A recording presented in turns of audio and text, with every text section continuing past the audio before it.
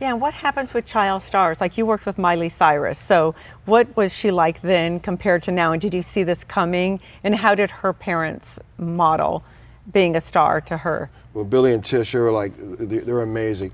I met Miley and she was just, you saw, like in her, you saw that somebody very focused, and it was very calculated. She has fire, yeah. Yeah, very calculated. Because, once you're on Disney, you have to say, yeah, this is going to last for a while, but what am I going to do after that? And so the young people that I'm working with, and the young child, I like to say, well, okay, you can have a long career in Disney, maybe, 5 to 7, 8 years, but what are you going to do after that? Miley, she had it all calculated, even though she went a little crazy a little bit, but it was all calculated because she knew what she was doing. She went from here, and she twerked, and now she's on Malibu, Now, then she has this thing. I saw her singing like Rebel Yell with Billy Idol, and she's like now this Stevie Nicks kind of a singer that does this kind of a Americana folk thing, but she could do anything and everything. And her mom and dad are just great individuals that supported her. Because a father said Hannah Montana was the worst thing that happened to our family. How do you respond to that? Well, with what you're saying. It could have been the worst thing, but it ended up being the best thing later on. Later on, yeah. So maybe he was saying that during her twerking years. Yeah. Her stage, yes. But the whole family is great. I met Noah when Noah was a little girl. She used to come to the studio all the time. And Noah's her sister. Her sister, yes. Yeah, and she's doing very good now. So it just runs in the family. And that goes to show you the parental support is just an amazing asset in this industry. So what does a parent need to do if you pick up one of their kids, or if they want to get their child into the business? What's the first steps? Let me do my job. Let you do your job. Okay. That's the first step. Because, I had to set a couple of them straight, in the studio. They were doing this. And I said, okay, you want to take control of this, right? I said, I'm going to leave the room.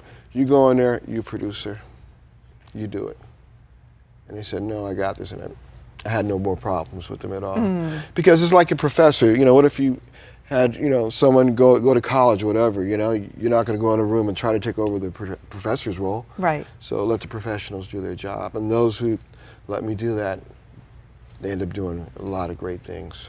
So yeah, that's it's wonderful. just a trusting factor. Yeah, but what happens when so before they get it, so if I have a daughter and I want her to be a star, and I live in Oklahoma, or I have no clue what to do, what are the steps? Would I put her in acting class first? Would I just teach her on my own? Would I do a reel? What would I do? How would I get to meet somebody like you? Absolutely. What I do is get I say, well, send me a YouTube, a YouTube. But how do I even reach someone like you? Or when do I know it's time to reach somebody like you? Right, when you see that desire in your child, that you don't have to tell them to practice, you don't have to tell them to sing or act, they're just naturally doing it at home, that's the time to do it.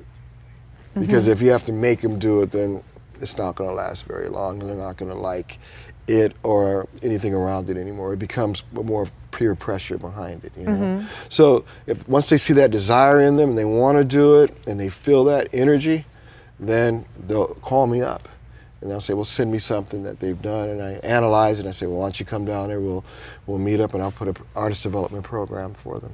But if they can't reach you, what would they do at home? Do they do acting classes? Yeah, acting classes, singing lessons. Yeah, all those things. Then when you feel they're ready, send them to you? Or do you like them more raw? I like them raw, too. You like them raw, too? Yeah, exactly, because then you can mold them. Yeah, because that's what I was saying. So many times people, even they do soap operas, and they go, oh, you shouldn't have done soap operas. You were talented, but it ruined their acting. Or they were with the wrong acting coach and taught them skills that they have to then unlearn. Absolutely. That happens so much in the business. It's like taking a piece of clay, like this, right? Or it used to be clay or whatever, and just giving me this. I can't mold this. It's already done already. So if someone gives me something to mold already, then I could just take it and mold it into the shape that they want to be. And the singer they want to be, the actor they want to be, the actress they want to be.